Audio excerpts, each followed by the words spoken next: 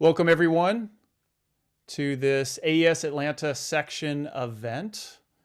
My name is Jeremy Dudman. I'm the current vice chair of the Atlanta section. We're here with Dave Stagl, and I'm very happy to have Dave here for this virtual event. So we have members joining from the Atlanta section here in beautiful Atlanta, Georgia. I'm coming to you outside of Atlanta in Marietta. I think, Dave, you're in, is it Alpharetta? Yes. Alpharetta. So we serve kind of the Georgia area. We also have members outside of Georgia, some in Alabama and maybe North Florida and so forth, and South Carolina. So thank you for joining. We also have people joining from all over the world. So thank you for joining. Hopefully it's not too early or too late where you are. We also have some non-members too. So if you are if you're not a member of the Atlanta section or AES in general, I invite you to join us on our website, aesatl.org. We also have links to social media, Twitter, Facebook, pages like that. We have YouTube links to our previous events as well. And then we have announcements that go out. We have a mailing list if you'd like to join, if you're not already on the mailing list. And so, yeah, let us know if you have any feedback too on any events that you want to hold. We have information on our website about our committee and so forth. So we're open to new events such as this event with Dave. I admit I saw an article by Dave on Production Expert a few months ago, and that's how I reached out to Dave, and also known as Pro Tools Expert. And it was an article on Dolby Atmos, and I'm very interested in the topic, and so that's how we put on events. So let's see. I'm going to check my notes, make sure I hit everything. Oh, I do want to say that we do have an event coming up in December. So look for more information. That's December 5th, our annual holiday dinner coming up. We also have election results that we'll talk about at the end of this event today. We are recording, and so we generally post that at a later time, and that'll be up soon. So we'll let you know when that's ready. And then if you're joining on a phone or tablet, we've tested ahead of time. I would highly suggest we try to send a message out if you can join on a desktop, some type of computer. I think the audio might work a little better. So, but if you're on a phone, everything, that'll be great. You'll hear all the presentation by Dave, but he's also going to play some of the binaural from the Dolby Panner. And so if you want to hear some of that from our tests, I think it works a little better on a desktop. But without further ado, Dave Stagl, he's an engineer here in Atlanta, Georgia. He's originally from Chicago. His background's in broadcast and live sound, and also Dolby Atmos, of course. He can be reached at staglproductions.com, and we'll chat a little bit more. But without further ado, Dave, take it away. Yeah. Thanks for having me, Jeremy. And before we go forward, and I'll try and remember to mention it later, there should be a button in Zoom if you're on the desktop version. It's like usually in the upper left of the video that says like original sound or original sound for musicians or something like that. You want to make sure that is turned on because hopefully we'll get to doing some demos with the binaural, and I'm going to use some pink noise in some of that. And if you have that turned off, Zoom will noise cancel the test signal. So make sure that's turned on. But yeah, as Jeremy said, I've been audio engineer for, well, since the 90s.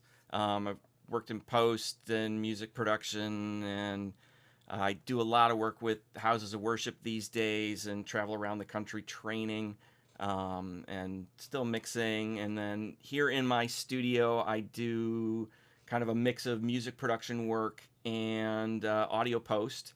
And over the last year, and really this year, I've been really getting into Dolby Atmos. So I guess before we dive into kind of my journey, we should talk about, what is Atmos? Because I don't know how much maybe you've just heard it as a buzzword out there these days. Maybe you've done some research, but to me, Dolby Atmos is an immersive sound format. And to me, I kind of think of it as sort of the next evolution of surround sound. So with stereo is actually just one dimensional because we can go, left to right. We kind of faked it for years, and we've all got our tricks that we do to kind of get the impression of depth in it. But it's, it's really kind of audio trickery.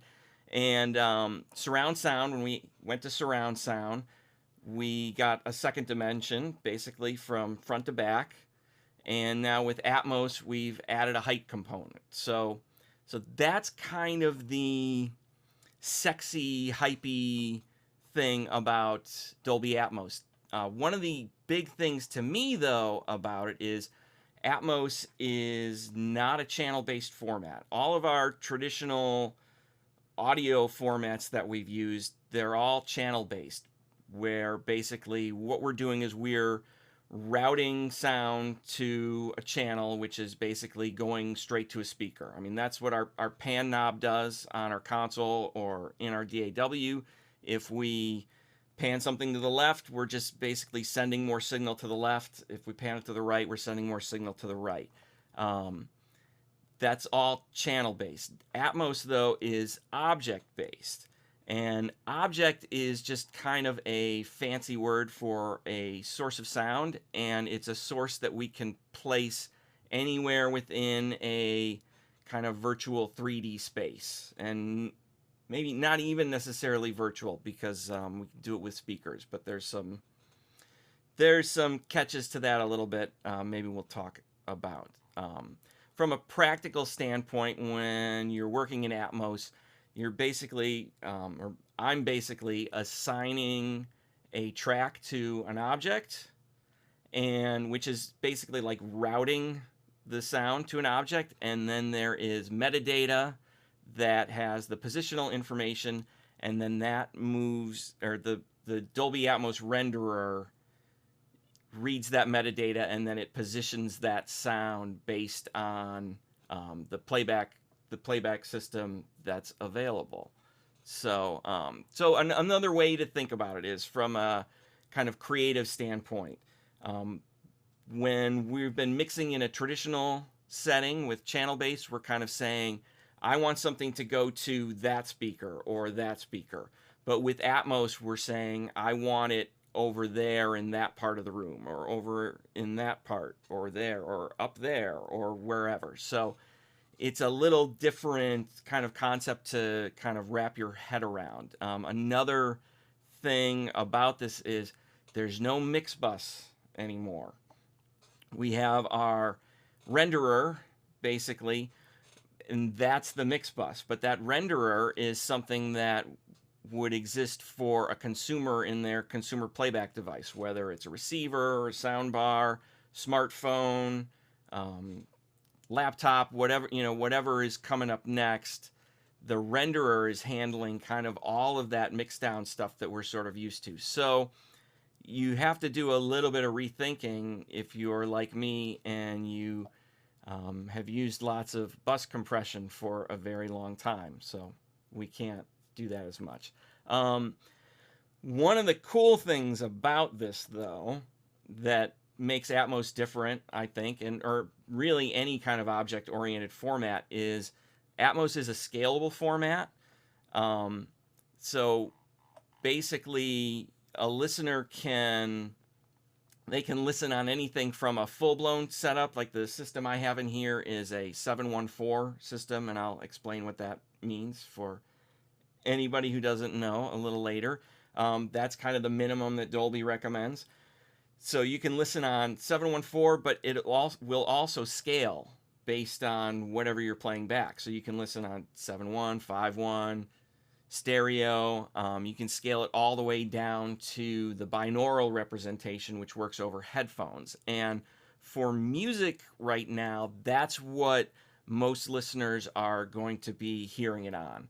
And the binaural version is, well, binaural in itself is really, it's a recording technique that uses two microphones to create a 3D image over headphones. And there's probably, I haven't looked in a long time, but if you go on YouTube, you could probably find all kinds of old binaural recordings. I know the one, I remember hearing one, it's like you're getting a haircut and you can really hear somebody with scissors like right by your ears. Kind of crazy how that works. So the Atmos renderer is basically creating its own version of, it's like a binaural representation of the mix we create in our DAW. So And how that plays out is it's a little bit platform dependent right now, and we can talk about that a little later. So, but in a nutshell, like Atmos as a delivery format, I mean, it's basically a 128 track format with metadata that provides positional information for each track. And I should say it's up to 128 tracks. Not everything you get for Atmos is 128 tracks, although I'm sure there are people who could fill those pretty fast. So, let's talk about some of the elephants in the room, some of the questions that I've heard and been asked. One of the big ones I get is Atmos really for music? Because a lot of people, they think of it as more about movies and movie theaters and things like that.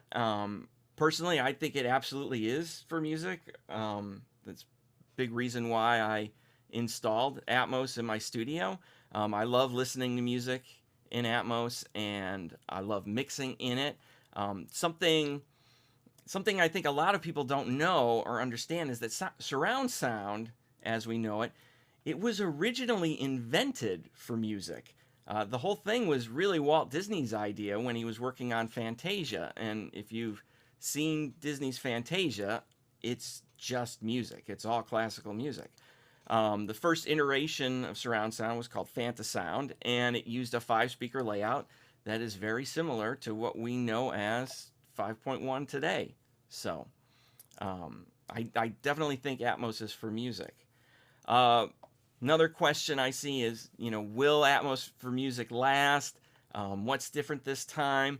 If you've been around for a while, like me and probably some other people who are here, there have been various attempts at getting surround sound for music in the past. We had quad in the 70s, and then kind of in the late 90s, there was a big push for surround sound. And none of those attempts really took off. So what's different this time? Well, with every previous attempt at surround sound, listeners needed a very specific, they needed a specific version of their media. And in a lot of cases, that would have meant repurchasing their favorite album so that they could hear it in surround sound. But with Atmos, you don't need to do this. Physical media is available for some releases, but really the majority of listening these days is over streaming and through streaming platforms. Unlike previous attempts as well, there is already a huge catalog available right now. If you're an Apple Music subscriber, Tidal, Amazon Unlimited, you can be listening to Atmos, not right now, but as soon as we get out of here, you can go listen to it. So the content is already out there, which changes the game right there. Another thing that's different is previous attempts at surround sound, they required listeners to purchase very specific equipment. But these days, if you've got a modern smartphone, you can consume Atmos. Apple devices added it, I believe, in 2018, and I think Android started a year before that. So the equipment's already out there. You don't need to go and buy a specific receiver. If you've just got a smartphone, you can probably do it. The other thing, too, about it that's different is, as I mentioned, it's not channel-based anymore. So it's object-based, and it's a software format, really. So it's a scalable format, and it's a format that's going to develop as we keep going forward.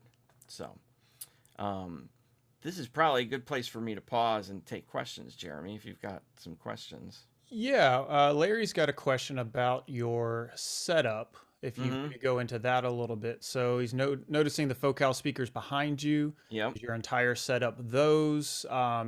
He asked also, or is it anything with the room behind you? Is it all in that space? Maybe if you can talk about your setup. Yeah, so my studio, basically, we converted the dining room over to the studio, and my home theater is in the living room behind it. For my studio setup, so I have a 714. Maybe we should talk about the whole speaker formats. And basically, when we're talking about Atmos in speaker formats, There's 3 numbers that you usually see. The first number is your ear level speakers. So in this case, I have 7 ear level speakers. Then you have 1, which is for the LFE. And depending on who you talk to, it's either that stands for either low frequency effect or low frequency enhancement. Tomlinson Holman, who kind of coined the whole phrase 5.1 in the first place, he calls it low frequency enhancement in his book. Dolby calls it low frequency effect. But it's basically, it's one channel of that. It's not, or how many channels of it, not necessarily how many speakers. And I'll explain why that is important in a minute. And then the third number is your height channels. So in my setup, I have a 7714 in my studio. The ear level speakers I have are all of these. They're all the same Focal Solo 6 BEs. This is the original Solo 6. They just put out a new one at NAMM, I think, a few months ago. Then I have subwoofer. I've got a couple of Focal subs, and I actually have 2 subs, but they are all the same channel. And it's just the 2 subs are there because when you have multiple subs in a small room, it helps with some acoustic things and helps cancel out some nodes, which that's a whole other thing. I don't think we're even going to get into that today. And you get more headroom from it, which is something that's really nice with Atmos too, which hopefully we will talk about. And then anyways, I have 4 height speakers. Those are Focals. I think it's a 50. I think it's Alpha Evo 50 is the height. So Dolby recommends, basically their recommendation is do the same speakers everywhere if you can. But if you're going to change them, try and stay in the same manufacturer. I know a lot of guys have been doing PMCs, I see, and they have different models on the sides. There's like a wafer model that a lot of people have been putting up. So that's one of the things. But that's not you can use really any kind of speaker. But it is recommended. You kind of want to keep them all the same or as close to the same as possible, because one of the things when you are panning things around the room, you don't want it to tonally shift because you've got a totally different, you've got Yamahas in the back and JBLs in the front and Genelecs on the side, and pick your favorite Atoms overhead. I mean, there are people who have kind of Frankenstein systems, but that's not something that's recommended. And we can talk a little. We'll probably talk a little more about the recommendations on that. Maybe one more question on top of that. Maybe if I can throw in, how was it? Let's say all of us at home, if we have a stereo setup, we have a current 5.1 or 7.1. How was it? How much you say it's difficult or easy to add those height channels? Like, what did you? I know in your video you kind of cover it, but maybe do you want to talk a little bit about that, mounting them? Yeah, that's horrible. Trying to. Well, I mean, I get maybe there's people who are a little more, a little better with construction-oriented projects than me. In fact, I know there are a lot more people who are better at that, because I shouldn't be allowed to use power tools. But it's hard, because I think the important thing with your speaker layout is the angles. And so the height speakers, they're supposed to be 45 over and then 45 up. So trying to get something right in that spot from where your mix position is going to be, when you've never done that kind of thing before, it was not easy. I mean, I had like a jury-rigged kind of laser pointer with the right angle up, and getting up high, and doing anything off of the ceiling is not easy.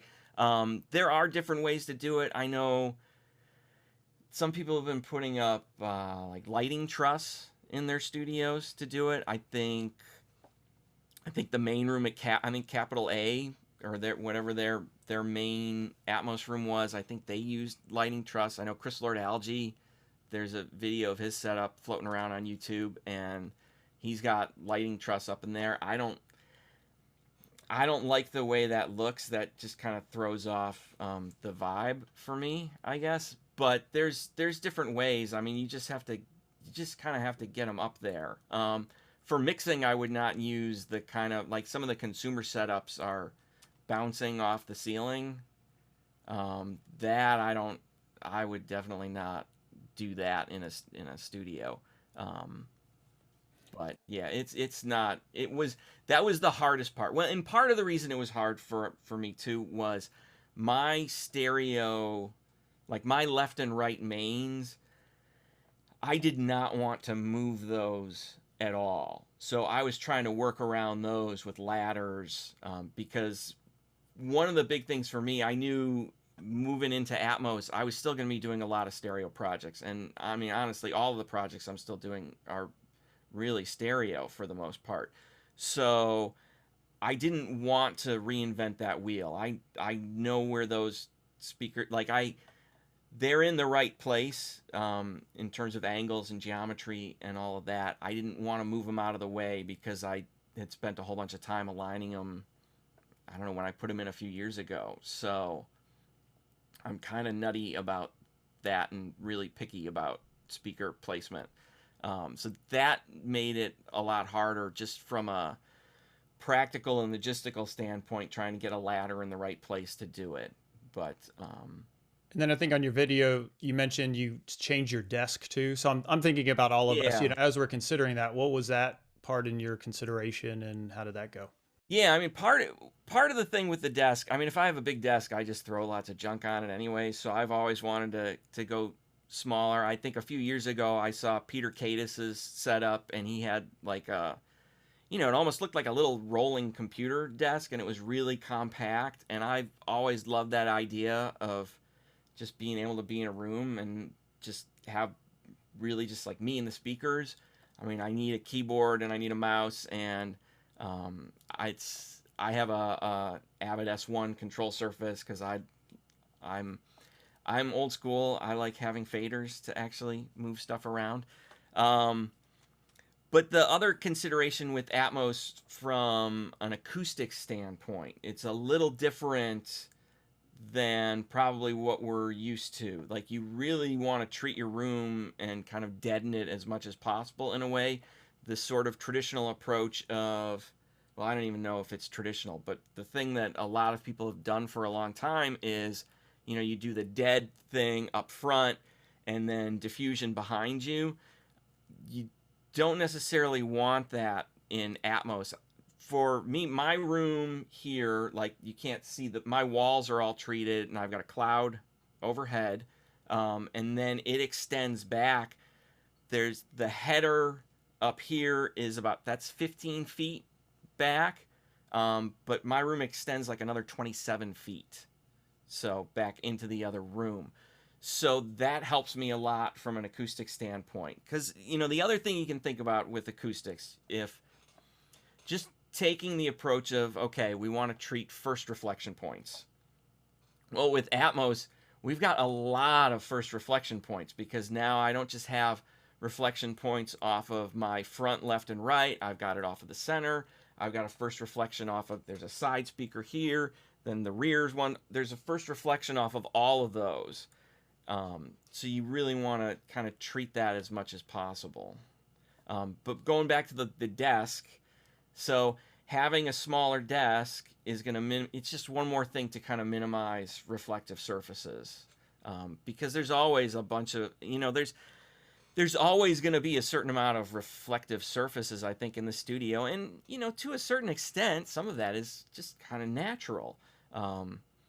But minimizing that as much as you can, like if you get kind of borderline nutty about it like me, really wanted to shrink it down. But I had been thinking about doing this long before Atmos. Atmos was just an excuse for me to finally shrink the desk.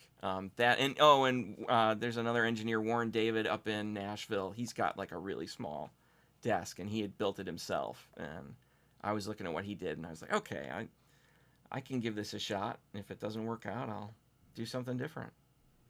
So Nice. Brian Henry, one of our committee members, he has a good question. How do you check your mixes for translation if you can only really hear it on your own playback? So maybe I'll add to that. Do you listen in your home theater behind you? Do you go listen by over headphones? How do you check an Atmos mix? yeah, that's a good question. And there's a few parts of it. I mean, one of the things, first off, with Atmos is you really should have a calibrated system, and that's something that Dolby really is pushing. If you work in audio posts, you've probably been working on a calibrated system for a long time. The music production people, like, they think, oh, just level, and that's not really calibration. So like my room, like all the speakers are EQ'd to match. There is delay in them to get them all time aligned so that they're all arriving at this position at the same time. And that helps a lot with translation. Other things I'm doing, like I'm always checking, like I'm checking the binaural on headphones if I'm working on something in Atmos. I can take it into my home theater and listen to it on the receiver in there if I want. The other thing is my buddy Trammell Starks, who is not far from me. He put Atmos in his studio. He's kind of it's partly his fault for me getting into this, because last fall he invited me over to his studio because he had just put in Atmos, and I mean I've been really into surround sound for a long time. I kind of grew up in the 80s and watched it sort of developing, and like I remember when Jurassic Park came out. I was graduating from high school that year, and I remember being really excited because that was the first time DTS was out in the theater, and back then it was all on like separate CDs for them, and I think there were like 3 of them that they had. So I've really been a big surround sound fan for a long time. I've had a 5.1 system at home probably for over 20 years now, and we had like early surround sound when I was a kid growing up in our basement. So I've always wanted to work in it, and it just never worked out. When I was doing a lot of audio post when I was in Chicago, the stuff we were doing for like Discovery Channel and HDTV, they weren't asking for surround, so we weren't doing anything in surround. And then I moved into more kind of live sound and doing stuff in houses of worship, and nobody needed it. So I really wanted to get into it, and this was when I went to Trammell Studio and listened, I was like, okay, I really want to do this. I got hooked in a big way. But with going back to the question on translation, I've taken stuff over to his studio and put it up, and it translated really good. I was real happy. There were a couple of things that were just part of the figuring out, like understanding how some things work within the format, whether you use objects or there's also something called a bed in Atmos. Maybe I should talk about that momentarily. So I mentioned, Atmos is an object-oriented format. With music, the recommendation is you have what is called a bed. So you have a bed, and then you have objects. And the bed is more of a traditional channel-based workflow that we're used to. In the case of Atmos, it's typically a 712 bed. The reason it's 2 and not 4 has to do with movie theaters and how the whole thing started. But you have the bed, like you can route to the bed and pan in the bed just like normal, or you can go to the objects. So some of that translation stuff was I was using the bed for some things where it would have been better to use objects. So, and maybe to segue, hopefully mm-hmm. that helps Brian your question. Let us know if there's any follow-up from Larry or for Brian. Segueing into maybe other gear. So let's say if we're at home, we have our current interface or Pro Tools, obviously. At least now with Pro Tools Studio, everybody can do this in theory at home. You don't necessarily have to step up to an Ultimate. But what did you find maybe other any other tweaks, and then maybe if you want to get into Pro Tools and kind of show us maybe some Yeah. examples for Well, that. you want me to talk about equipment that you need, Yeah, basically? yeah, that would be Yeah. great. So, um, obviously a DAW that supports it. I work in Pro Tools. You don't have to work in Pro Tools. You can work in Logic. I think Logic and Nuendo have a renderer built in. I think you can use the renderer with Ableton.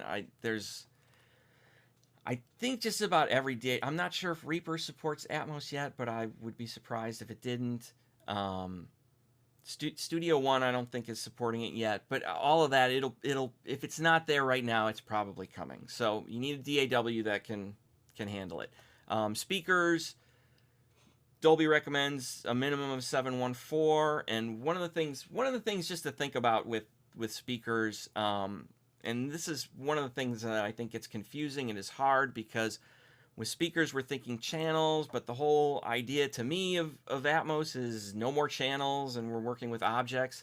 You want 714 with speakers because you're trying to recreate this sort of 3D sound field.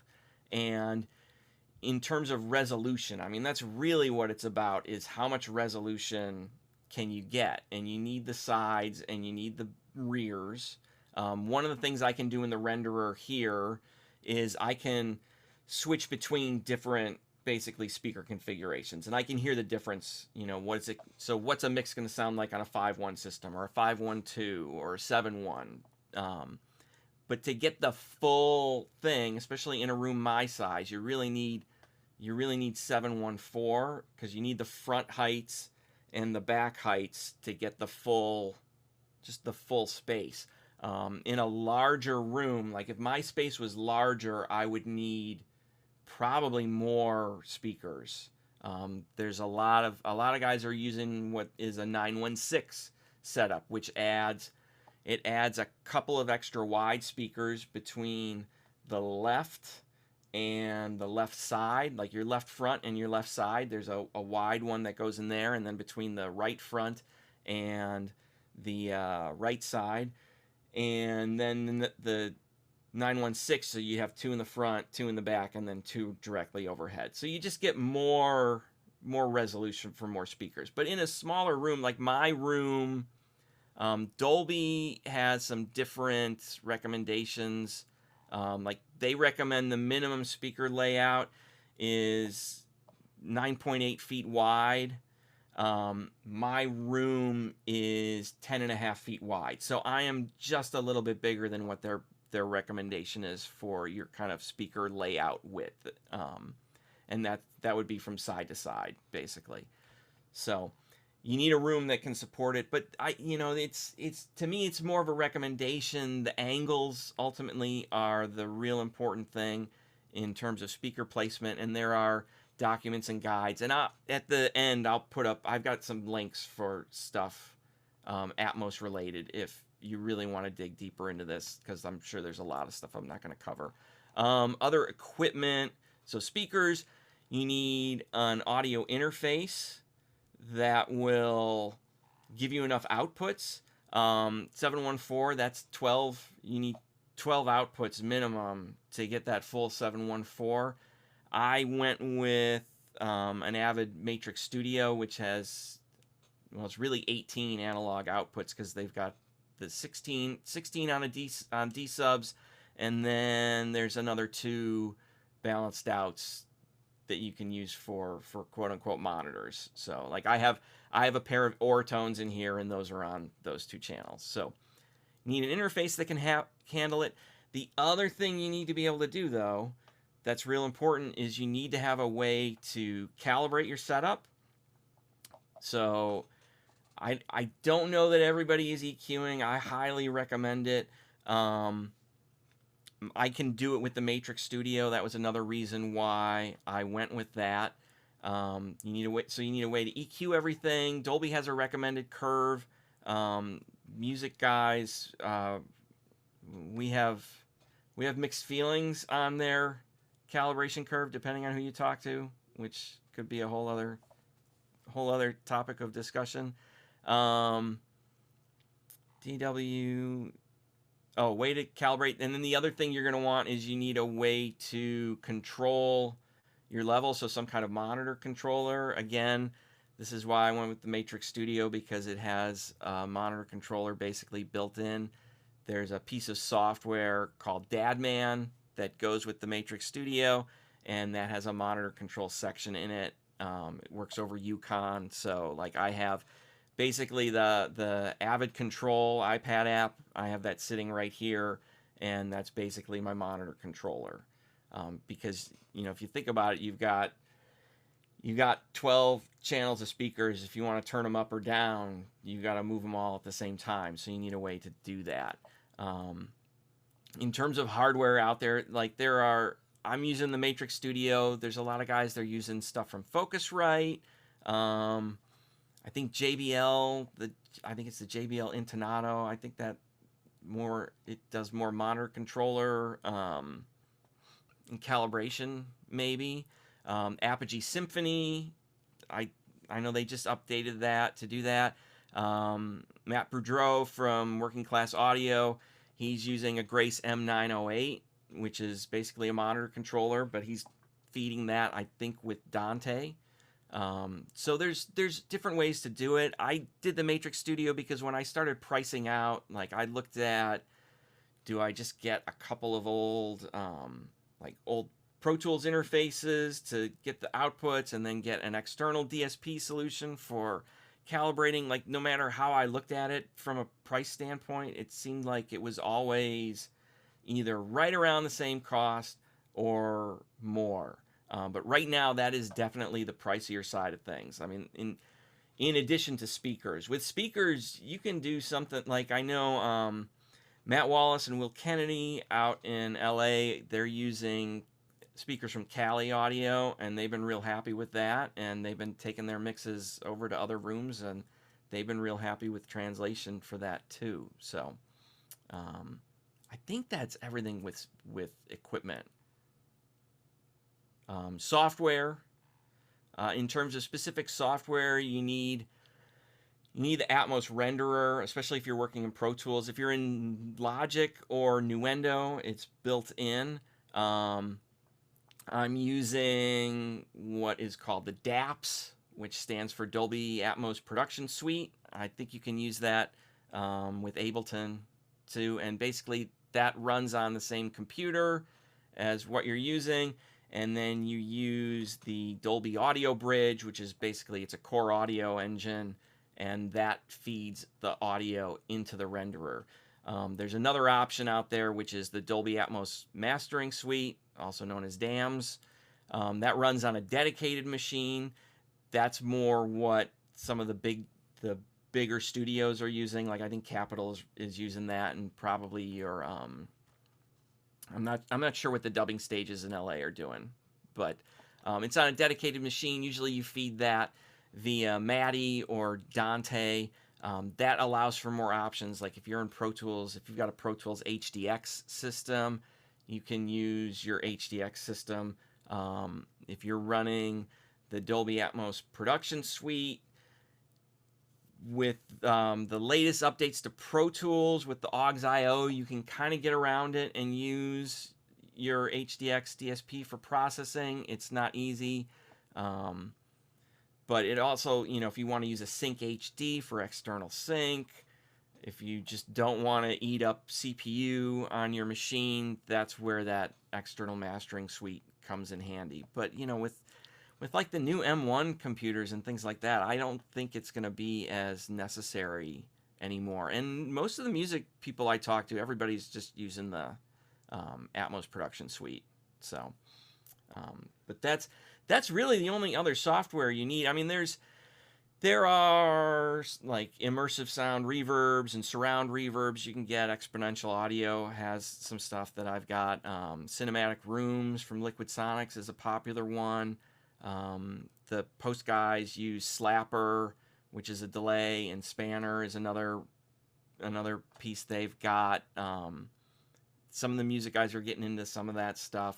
Those are on the pricier side as plugins go these days. And then there's other stuff. Waves just released the Spherix compressor, which is 712. Well, I think it'll do up to 714 in other DAWs. In Pro Tools, all you can do is 712. Hornet Audio has some stuff.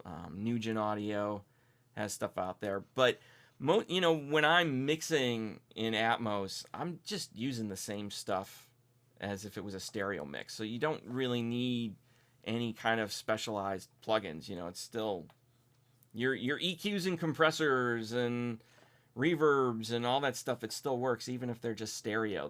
There's ways of spreading it around and making it immersive.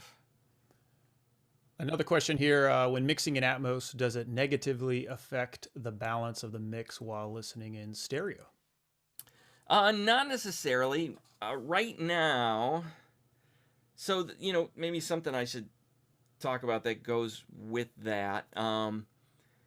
The work for mixing in music right now, there's kind of two main avenues. The way most of your major releases are being done right now is the stereo mix gets done first, and then you print a bunch of stems, and then someone, now it's turning into more of the same person doing it now. But I know there's still a lot of guys who, if some of the bigger mixers, they didn't invest in Atmos, they're going to print stems and then hand it over to somebody else. Like I think Michael Brower isn't doing his stuff. Sean Moffat, I don't know that he's doing stuff up in Nashville in Atmos, but I know the guys who are doing a lot of the Atmos mixes that are coming off of the stereo stuff. So you take a set of stereo stems, and it's a little different than maybe what your traditional stereo stem sets would be, because you typically want more discrete elements in there. Like you probably want the vocals dry, ideally, and the effects separate.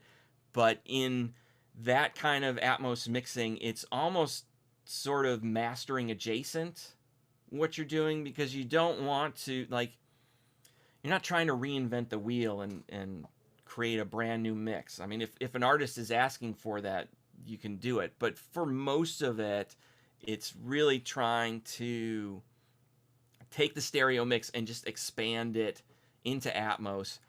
You don't want to change all the work that everybody has spent all this time doing.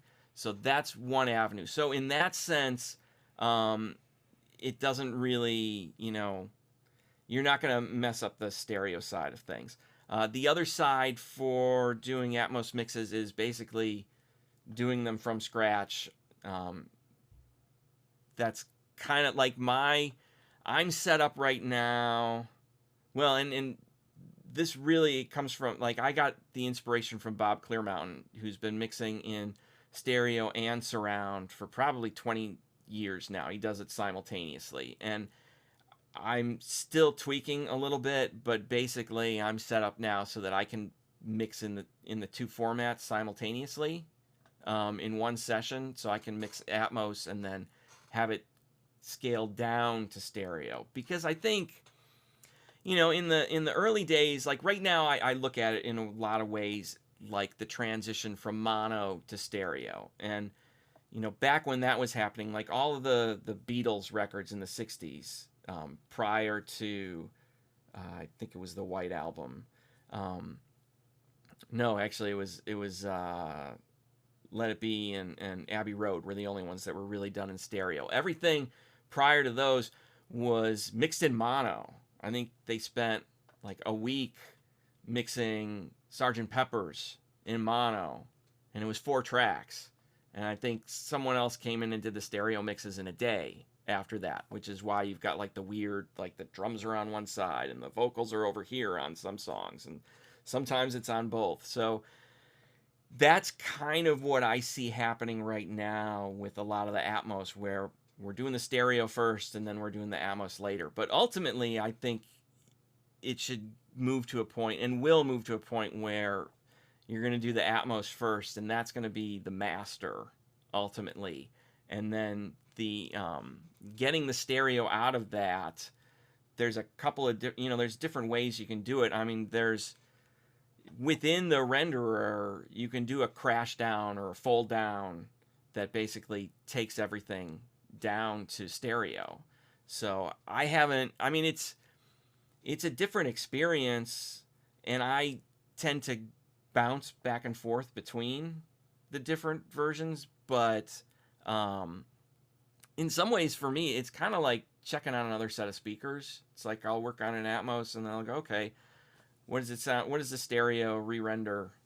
Is what it's called. What does that sound like? And I can go down to that and adjust balances. But the pan information, basically, what I put on the left in Atmos, it's gonna stay on the left when I go into the stereo. So it hasn't really messed me up. I think it's the thing that takes adjusting to is it's gonna feel different, especially if you start with the whole thing all around you and then it goes down to stereo. It sounds really flat and one dimensional when you go down to that, and it's hard to I guess it's hard to work like that when you listen in stereo. But in a lot of ways it's the same as if you mix in stereo and you go back and forth between stereo and mono. I mean, you go from mono to stereo and it's like, oh, that feels way better. So it's kind of the same thing, just magnified because you've got more speakers around you. Are there any mix suggestions that you have? And maybe if you want to maybe show some of the software, or just in terms of does your stereo mixing influence your Atmos or vice versa? Maybe expanding on it, or do you do something intentional because okay, in stereo I want it this way and then in Atmos that way, or vice versa, or just go for it? I think in Atmos, at least right now, there's a lot more like kind of automated panning and ear candy, and sometimes I'll be looking for, is there something that I can like fly overhead or spin around, like things like that. That's something I'm thinking about that I never really thought about that in stereo. I mean, I haven't done a lot of pan automation in music mixes. I mean, I might use, like, there have been times I've used sort of an auto panner kind of thing, but it's more, just trying to get movement. And there's a plugin that Dolby has that's the Atmos Music Panner. In fact, here, let me share my Pro Tools screen, and I can pull some of this stuff up. Who's bugging me? No. Share. Let's see. Where did I put it on something? This is. Are you seeing? You've seen the? Is Pro Tools showing up, Jeremy? Yep. Okay. All as well. So this is the Atmos Panner, and you can program in sequences in it, basically. So like, I have programmed in here, it's gonna just do a circle, and the nice thing with the Music Panner is you can sync it to your session's tempo, and it will move based on that, and you can adjust the speed on that. So there's that. But one of the things maybe we should do, we do the binaural demo, Jeremy? Yeah, I think it would be a good time for that. Yeah. Oh. So if everybody has headphones, maybe go ahead and put your headphones in. Yeah, let me make sure I'm sending the right thing to you guys. Okay, I do have the binaural on. So this is a pink noise test signal. So once again, if you haven't clicked on, original, listen to original sound or original, I can't think of what the option is, but it's usually in the upper left in your Zoom window. Make sure that you're on original sound. Otherwise it'll probably cancel out the noise and you'll hear nothing. So what I'm going to do is I'm just going to kind of pan this around. And actually, before we do this, let me hop over. Let me share the renderer. So this is what the Dolby Atmos renderer looks like. And you can kind of see, on the right-hand side in the bottom right, there's sort of a representation of a room. There's a couple of different different views you can have for that. But what I'm going to do is I'm going to fire up this pink noise and fly it around, and you should be able to see it moving in there. I'm sure you'll let me know if it doesn't work, Jeremy. You should be able to see it and hear it kind of moving around behind you. But this is the technology that this is the way most people are kind of going to be consuming Atmos for the near future, because they're all listening on headphones. So let me turn off my microphone. Here we go.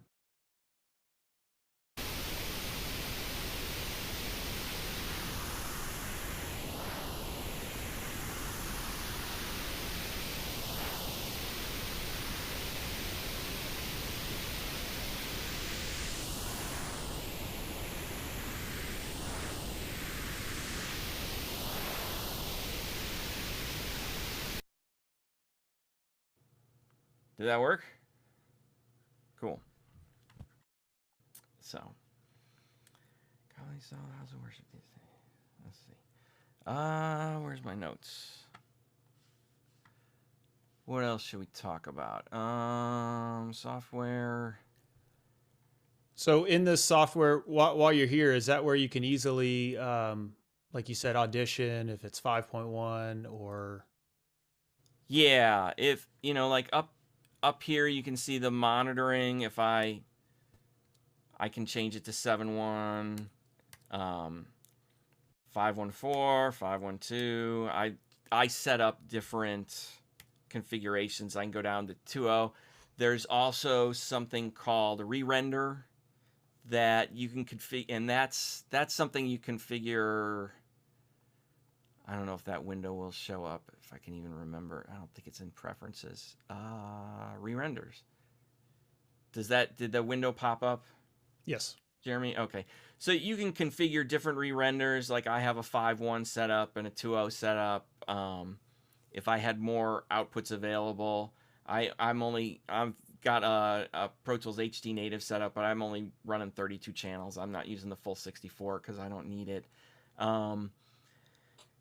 But you can set up it. This is basically, it's like a real-time kind of crash down, fold down of the Atmos mix. And I use the re-renders. They show up on my monitor controller because it's a little easier for me to switch over to one of those because I'm not, when I'm working in Pro Tools, I'm not like, this is up on another window and I can look over and see it, but I don't really look at it that much. I mean, mainly I'm interested in the loudness side of things and the metering. One of the things with Atmos that is different that might make you very happy, it might make you go, oh no, but there is a loudness limit. And right now, everybody's adhering to it. It's part of all the label deliverables. You have to be at neg 18 LUFS for an integrated measurement. I think that was the common thing was neg 18 LUFS, LKFS, and neg 1 true peak. So like right now, based on, I don't remember what I was measuring here, but this is within spec. I could turn it up, a half a dB. But right now my true peak is too loud because it needs to be neg 1.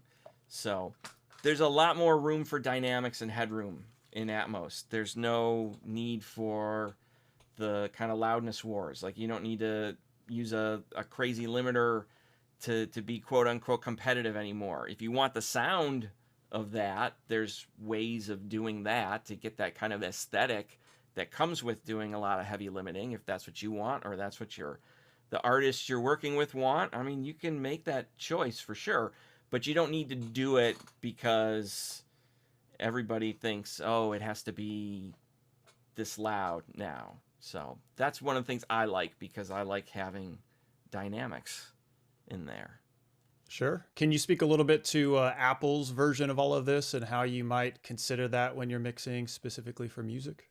Yeah, so there's, a couple of things. So the main formats right now, you've got Tidal, Amazon, and Apple Music are the main streaming platforms for Atmos at the moment. I think it's coming soon for Spotify. They just put in a Atmos studio out in LA, so I don't think they would have put that in if they weren't planning on putting out Atmos content at some point. Tidal and Amazon use the binaural, and so the binaural in Atmos, basically, when you're working in Atmos, and let me see if I can pull this window up. Can you see that, Jeremy, that pop-up window with no, it's still showing the renderer. Okay, here, let me hop over to Pro Tools, desktop. There we go. Now you got Pro Tools again. Yes. So, there's binaural settings you can set up in the renderer, basically for Atmos, and where you can decide for your objects, do you want them near, do you want them mid, or do you want them far? So as a mixer, you get to decide that. I want to be on that. With Apple's binaural that you would be listening to with Apple Music, they throw this away. They're not even using that, because what's different with the Apple spatial audio is, I believe they take basically a 714 mix, and then they spatialize it. Basically, they kind of put it in a room. So in a lot of ways, it's like some of the plugins that are out these days that do virtual rooms, like Waves NX is one. I think maybe Deer VR is another one. That's kind of what Apple Spatial Audio is it's taking this sort of 714 mix and putting it in their own virtualization of it. And it sounds different than the binaural that, as a mixer, you actually have control over. And a lot of us are not happy with that, because it is different. I'm not worrying about that stuff too much, because I kind of one of the things with Atmos is it's kind of a moving target right now in terms of like playback and listening. There's it's an ever evolving and developing thing, like the binaural side especially. Sorry, I lost my zoom window. I'm looking for it. There we go.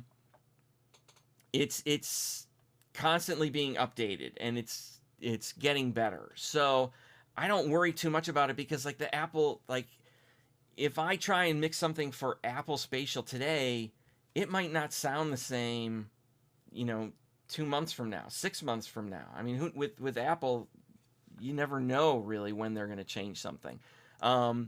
The other thing for me is Kerry Thomas, who was like the main music guy that all of us know, who was with Dolby. Well, he just moved over to Apple earlier this year, I think over the summer. So we know that, like, we're kind of confident that the Apple side of spatial audio is going to change. But, again, like when Spotify jumps in, if they jump in, we don't know. Are they going to use binaural, like the binaural settings that we have control over? Are they going to do their own version of spatialization, kind of like Apple does? I haven't heard anything one way or the other in terms of what they're going to do, but I think that's going to have a big impact on the landscape when they do jump in, since Spotify is one of the big players in music listening. The other one I'm watching is YouTube, because YouTube is another one of the big places where people are consuming music. And if they add Atmos support, what's that going to look like? So I don't worry too much about it. I can check stuff. One of the things you can do with the renderer is you can kick out an MP4, which you can play on an Apple device so that you can listen through their spatial audio. I know there are some engineers they've got it set up to where they are outputting right out of the renderer directly into Logic, because you can monitor Apple spatial audio in real time through Logic Pro. So it's kind of a, it's a moving target. It's still a little bit of the Wild West, but another way I think of it too is like, mixing for stereo. How many different ways are there that people could listen to your mix? You want it to translate as best as possible, but smart, people were listening to stuff on smartphone speakers, earbuds, cars.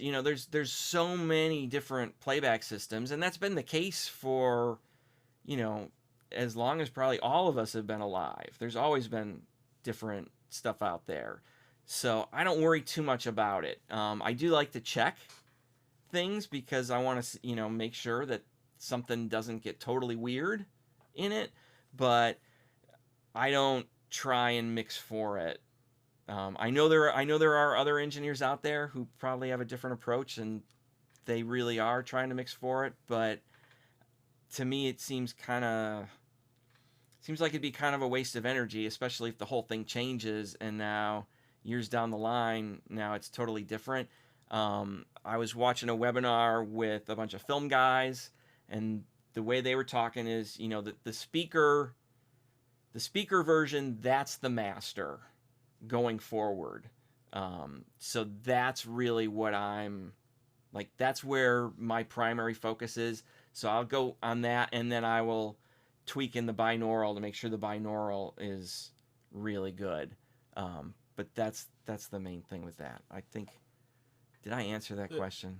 I don't even remember what we were talking about.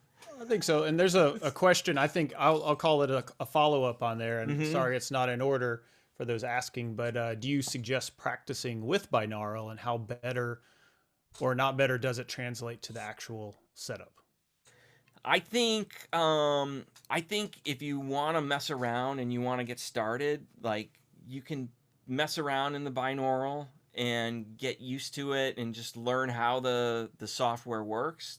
I think it'd be really hard to get it to translate properly in binaural, because the binaural, and the way the binaural works is, like, different people hear it differently. Like, for me, for example, when I have a single object, like with the pink noise, I can hear that moving around. And when I put it behind me, it sounds like it's behind me, or I fly it overhead and I hear it.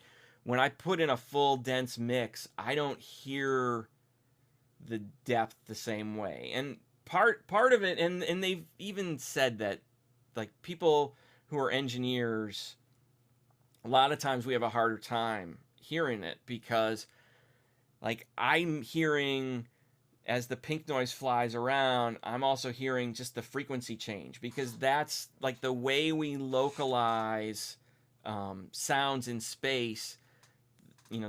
There's three main things. There's the interaural delay time, basically the time arrival of something at this year versus this year. There's the level difference.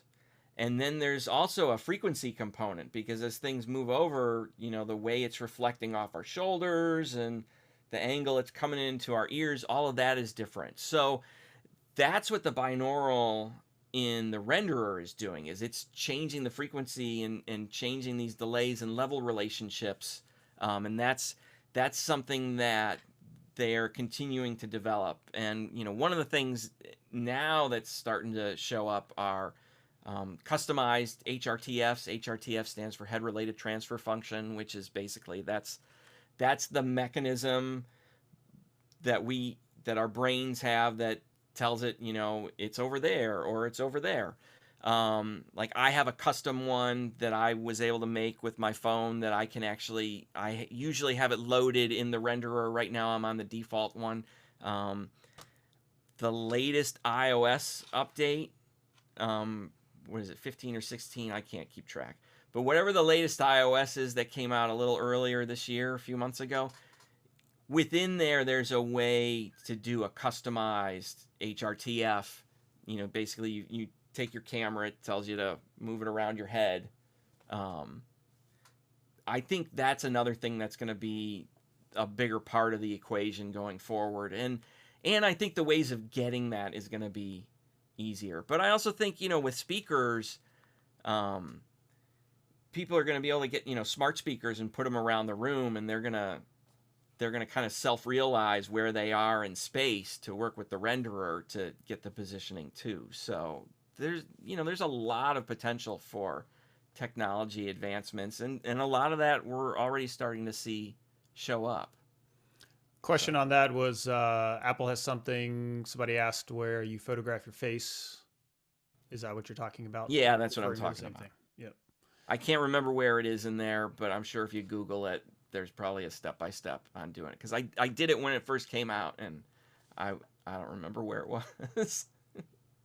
Some other questions have come up too. Do you have any favorite go-to plugins? I don't know, maybe to spin it for Atmos. Anything that's maybe changed by doing Atmos? I know you mentioned some before, but something like, hey, this works really well in Atmos for music specifically. The only specific because favorite plugins. I mean, I'm on the way. I'm a Waves artist, so, and there's probably a link somewhere with my code. I'll get it for you if you want. But in terms of specific for Atmos right now, I think the only stuff I use that's dedicated to it is I have a couple of the exponential audio reverbs, and I use those a little bit, but I don't use them too much. The thing with reverbs, I don't know, it just the way they work is it just sounds like the reverb is in the same spot as your source, and I mean that's always been the case, but to me that's not really how you actually get a sense of space, and trying to juggle to get that to show up somewhere else in the room is not super easy right now, or at least I don't find it easy doing that within Pro Tools. To kind of like, that's why there's a one of the plugins, I think it's the Cargo Cult Spanner, will let you spin like your bed. I don't know how it all works, but it does. There isn't a way to kind of rotate your whole room or like your outputs yet in Pro Tools. Maybe someday they'll add that, and that would be nice. But I usually have a couple of versions of that. But most of the stuff, I think I have like a quad reverb up that I usually put up top, but it's one of those exponential audio ones. I can't remember which one I used. But most of the stuff I'm using the same. It's all the same stuff as in stereo. So it's, pick your flavor of 1176 plugin and SSL EQs and Neve, Pultex. It's all the same, Just less limiting, right? Yeah, Fab Filter Pro Q3. I'm just using all the same stuff, really. Question came up before. If you want to touch on this, are Atmos systems commonly installed in houses of worship, or maybe even any other live sound installations that you know of? No, there is. So immersive sound is a thing in the live world. The three main players to me. You've got L Acoustics with their Eliza system, and I have mixed on that, and then you've got D&B Soundscape, and Meyer Sound has their Space Map. So it is out there. Atmos, I don't think it would. It's not really set up to be used in kind of a live scenario like that. Broadcast maybe eventually could, and there might be some guys who are mixing Atmos live right now for broadcast, but I think everybody's still like 5.1, 7.1, not so much Atmos. But Atmos, I know there's some live venues that are doing something with it. I'm not sure exactly how that all works. It's probably closer to like how movie theaters work. I mean, the hard thing when you start getting into live venues, you have to really start thinking about loudspeaker coverage. And so if you think about just, think about your side speakers, for example. And let's say we're in a venue that is 75 feet wide. So 1 foot is typically about a millisecond of time as far as speed of sound is concerned. So if you've got somebody like they're on the left side of the room and you've got music playing out of the right side, if they're even getting coverage from that speaker, they're going to hear it 75 milliseconds later. So what does that do? Timing wise, that can do some interesting things. And it also gets difficult with just getting coverage because, if you're going to do something immersive, you want a certain percentage of your audience to be covered by every speaker, which, and Jeremy and I were talking about this a little bit before we got started. That's not typically the way you design sound systems for large venues. And the guys who are doing theatrical Atmos, like they're thinking about this a little bit, and it dictates some of the decisions they're making in terms of panning and moving stuff around, because you're not, like, even in a cinema, you're not going to get the coverage. Like, everybody's not going to hear every speaker. So you have to be really intentional about where you pan things to. With the Atmos like that I'm doing, it's all for what they would call home entertainment and for music. And in that kind of environment, the design goal is everybody should hear every speaker. It's a lot easier to do. I mean, in this room, it's very easy to do. And even in my home theater, like wherever you are in there, you're going to hear every speaker, and your time differences are not, they're not as big of a deal in there, especially for music. So yeah, for houses of worship, if someone wanted to do immersive in a house of worship, I would say you need to look at like the AES system for L Acoustics. And I know my friend Tim Corder up at Diversified up in Nashville, they've been putting in a lot of those systems in churches, and it's a little different animal than like in here. Like when I'm mixing music, I like to put stuff all around. Like there's two different kind of philosophies that I see. There are some people who are mixing, when they're mixing in Atmos, it's like, there's like a stage in front, and then you've got more kind of ambience and stuff in the back. Hey, that's fine. It's not really my thing. The music that I like is where it's all around and everywhere.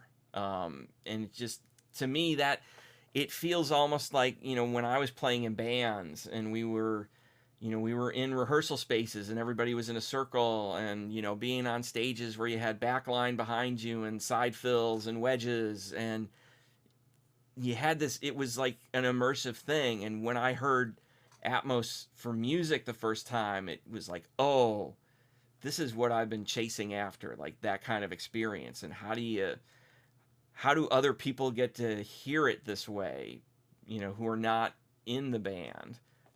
So I like putting all that stuff around. With immersive in a live sound context, you really have to put everything up front. In the live world, immersive to me is more about localization.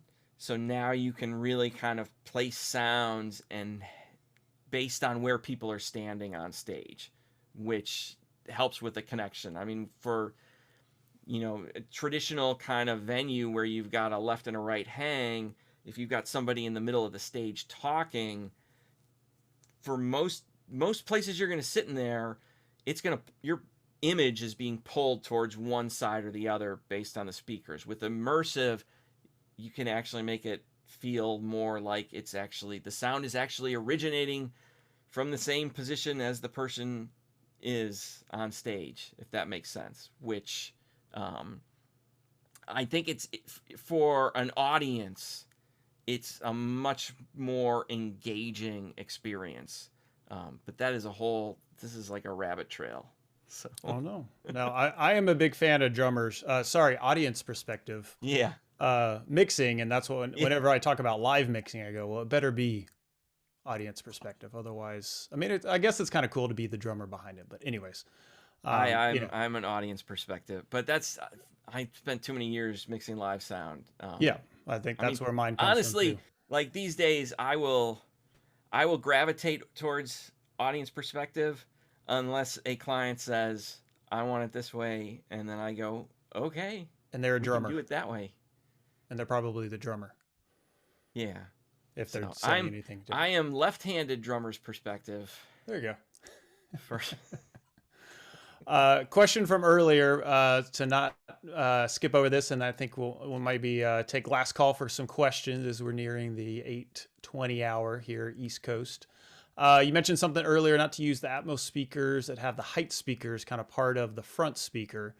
Mm. Is that because they seem less directional? Now I don't know if that did you mean that for home listening or for actual mixing in the studio? Maybe just clarify that for us. I haven't heard them in a home listening setup. The issue that I would see with using them in your studio is, well, basically what those speakers are doing is they're basically turning your ceiling into a speaker, and depending on the composition of your ceiling, that's going to be some kind of band limited speaker up there, and you're not going to hear the full frequency. And really, when you're mixing, you kind of want to get the whole frequency spectrum out of everything. So I think for home, um, it'll give somebody at home a sense of space and kind of more of that immersion for sure, because they're basically exciting the room more by doing that. Um, but it's not going to be. I mean, point a speaker at your wall and do that to look at it and listen to what that sounds like. That's basically the concept between having those speakers bounce off. That's what's really coming out of there. So if you're an audio professional, I don't think you should mix that way. But for home, hey, that's the way some people are doing it. I mean, they've got someone I saw the other day. They had like a 712 sound bar. So, you know, the sound bars are kind of using that same technology, but they're probably bouncing it off the sidewalls and the ceiling to do it, and it'll give you a sense of immersion. And I know some audio professionals have heard them and said, "Yeah, it sounds really cool." So it'll give you something, and that's even going back to the whole binaural thing. Like the binaural experience is not the same as what you get in the room. But it's a taste of it. To me, the binaural, it's almost like a stereo mix on steroids. Like I feel like I hear more depth in it.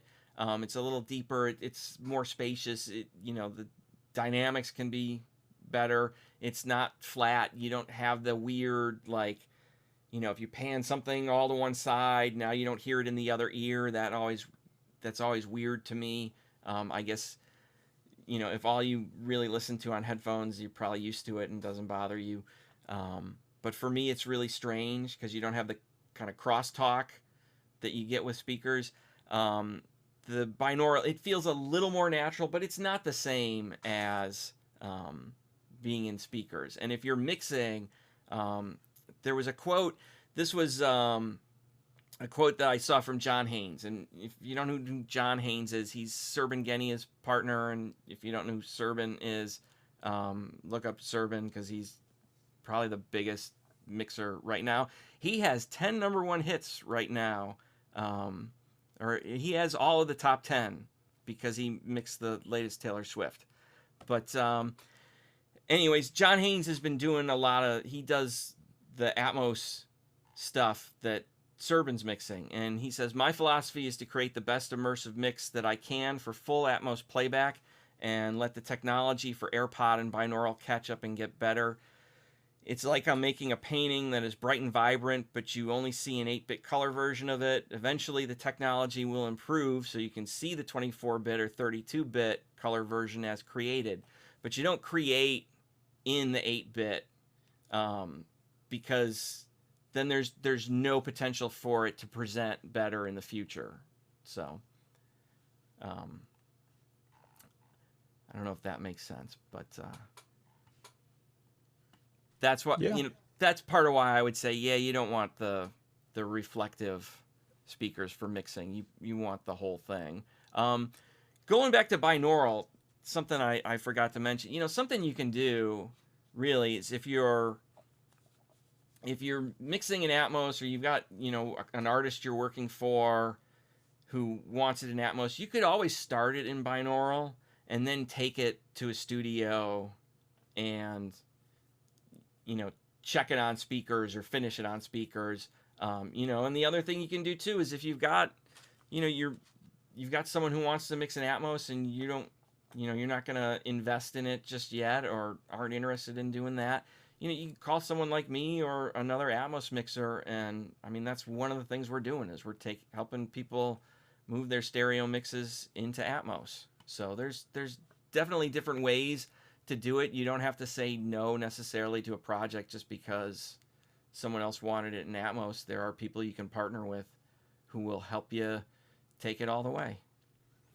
Cool. And I put some links again to Dave's website, staglproductions.com, a link to his YouTube, that you get a little bit more kind of a look at his setup at home, and then also a link to our AES ATL website. And then I was going to ask, so Dave's got some links too. Yeah. So like you can screenshot it if you want. Those are the links, but I guess he probably posted them. That's stuff for me. If you want to if you got questions, you want to get a hold of me, you can find me at staglproductions.com. Just message me. These are links for Atmos stuff. Dolby has great resources if you want to learn about this stuff. I mean, they're very interested in helping people learn about Atmos and work in the format. I mean, it's in their best interest, I guess, to do that. Learning.dolby.com has, there's classes in there for music creation. There's classes in there for audio post if you want to do it. I think you have to sign up for them now, but I don't think you have to pay to do it. The Atmos renderer, the Dolby Atmos production suite, you can get a 90-day demo of that. I believe you could. I think that's still there, so you can go out and play it. You don't have to buy it. I think if you have a current Pro Tools subscription, it should only be $99 to purchase the Atmos production suite. Look in your Avid special offers to do that. And then they've got a lot. Dolby has there's a lot of YouTube videos that they've done and interviews with other engineers, and just there's all kinds of there's probably too much content out there for you, honestly. But these are the two links that I would say look at if you really want to learn more. Those are the more formal. And then the other thing, just below that, those are some of the different deliverable requirements that are out there. The first one is kind of Dolby's, they've got links to as many partners as they can, so you can see, what does Netflix want out there in terms of deliverables. I think Disney, if Disney's not on there, the Disney one is not hard to get at. And then they've got, all the links below that for Sony Music, Apple Music, UMG, those links are on the Dolby page too. I would bookmark the Dolby one. But that's a good place you can look at to see what are the deliverable requirements and specifics if you are kind of getting into this, because that's stuff you're going to have to adhere to. So. And I don't see any other, thanks for sharing all of those. Definitely helpful as, us music people navigate, instead of just a stereo mix, what do we deliver? Do you have, as a fan of references and, as we jump into this world of Dolby Atmos for music? Oh, I guess two last questions. We did throw more. So what's the more? Do you have, maybe a few words on maybe podcasts, or has there been any, interest in that? Based on the title that we threw in. I know they are starting to kind of push podcasts. I think it would be more on the creative side of things. I think for me, like when I went and did this, I kind of looked at it as, I think the music side of it is here to stay. I think this is going to be a format that is going to last a long time, and especially looking at how much content the labels are putting out these days. I mean, right now, if you want any chance of kind of being listed, like everybody's favoring Atmos and spatial audio releases these days. So if you want to get noticed, that's a good way to get noticed as an artist these days. But I looked at it, Atmos has been around for 10 years now, maybe 10 or 11 years. It's not going anywhere for audio, for film and TV for sure. I mean, to me, the music side was kind of the last, it was like the last frontier of things. It's in gaming for sure.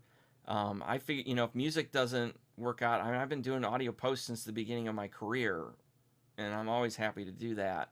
But I think it's gonna stick around. One of the webinars I just watched, there was someone on there from Netflix, and I wish I had the numbers in front of me. He was saying, like, the percentage of people who are consuming it right now, it's not a ton for Netflix, but they're pushing everything towards it because they know that this is where it's going in the future, and they want to have all their content in Atmos for the future. So from a future-proofing standpoint, I think, something like Atmos, that's the way to go right now. But, 3 years from now, I would go, yeah, that would have been nice, but didn't happen. But I think it's gonna stick around, and I really hope it does, because I love listening to music in it. I love watching movies in Atmos. I mean, it's just cool and it's fun. And to me, there's a deeper, like, music. I don't know. I think a listener can connect on a deeper level with the immersive music, which, as an artist too, I love. So. Yeah, sorry. On that note, my other question was to kind of finish it out. What's a good suggestion for a killer reference? What do you suggest? If there's one Atmos music mix out there, or a couple, that you might suggest us going to check out, whether binaural or Yeah, I should pull out. Okay, let me hold on. I'm gonna open up because I can never remember. I know. So one of the big ones, like Rocket Man, by Elton John, that's a lot of people's kind of go-to for demoing it. That was the first song I think that was released in it, and Greg Penny did a killer job with it. I would say today, though, go check out the latest Snarky Puppy record, Empire Central. That's really cool, and if you've seen any of the videos that they've been releasing with that, and then you listen to it in Atmos, it's like, I wish you could get the video with it too, because it is, like, it feels to me like they mixed it very similarly to the, like, the way they actually recorded it, and you get to be in the room. And right now, PureMix.net, they just started a series on the making of the record, and they had like it was like a 3-hour thing just on the recording, and then they released something maybe a week ago or so that was like, it was a lot of mixing the stereo, and I know there's a next set coming on mixing the Atmos, but that to me is a great one. Let's see, the latest Tears for Fears, The Tipping Point, that has some cool stuff on it. That was mixed by Steven Wilson. Anything Steven Wilson's doing is usually pretty cool. Anything Steve Genowick did, Steve is he's one of the originators too, for mix engineers for mixing music. He's one of the first guys who did it, and he's doing awesome stuff. There's a record he did by Cynthia Erivo, Erivo. That one's pretty cool. What is it? Channel 1 versus 1. Latest Porcupine Tree. Closure Continuation. That's another Steven Wilson, because Steven Wilson's in Porcupine Tree. That's cool. What else? There's a lot of the stuff that 1975 has been putting out is kind of cool. I think Andrew Sheps has been doing those. There's a bunch of stuff. I bet you if you search on Apple Music, I'm sure there's playlists out there that have a lot of stuff up there. There's a lot of stuff out there. Yeah, that's probably a good. Cool. The snark, yeah, I would just say go listen to the Snarky Puppy record. That one's really cool. Gotcha. Well, thank you for sharing. Yeah, it's just always good to have a good references. You listen to stereo for years, and it's easy to say, okay, I'm mixing for that. But as we jump into something else, it's good to have good references and suggestions. So, I don't see any other questions, so either everybody's fallen asleep or there are no other questions. So thanks, Dave, for joining us. I really appreciate it. Yeah, thanks for having me. Very informative to me. I hope everybody else has enjoyed it. Again, for AES Atlanta, so we have our aesatl.org website. We've got Dave's website here in the chat. We do have an event coming up, I should first say. So we have the annual holiday dinner. So I don't know in what year it's been, year 16 or 17. Of course, we have not met for the last couple of years, unfortunately. So we get to see everybody.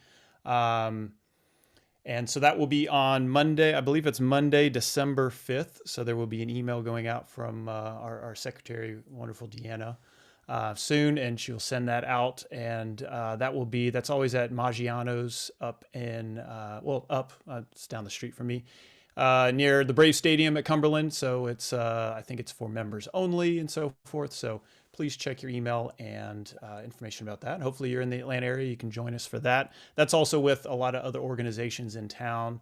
So it's SIMPTY and a few other organizations. So it's a good just get together and chat and hang out. And there's a lot of great door prizes too. So that will be coming up.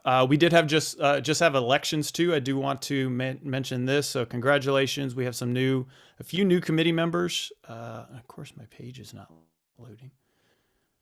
Let's see. So all of this will go out in a second. So committee members, some of you are here and my iPad's not showing. So Joey Stuckey, Bob Stong again, Pat Patton, Matthew McCabe down at Columbus State will be joining us. Matt Leatherman again, Tim Jones, Brian Henry, Paul Hammock down in LaGrange College will be joining us. Jamie O'Dye, our chair of the last 4 years. I'll call him Chair Emeritus. So he's going to be moving us to one of our committee members. Jamie Baker down at SCAD. She's going to be continuing as a committee member. Our secretary will continue to be Deanna Davis Canyon. So congratulations to you, Deanna. Ed Welly, our wonderful treasurer, will continue to be treasurer. Marshall Young will be our vice chair. And then I am moving up to chair. So from vice chair to chair. So thank you everybody for voting. That closed earlier today. And so, please stay tuned for any upcoming events for next year as well. But we have one more event. So thanks again, Dave, for joining us. And if anybody has any questions, reach out to Dave or reach out to us, the committee, on aesatl.org. Otherwise, have a great evening and be safe out there. Take care.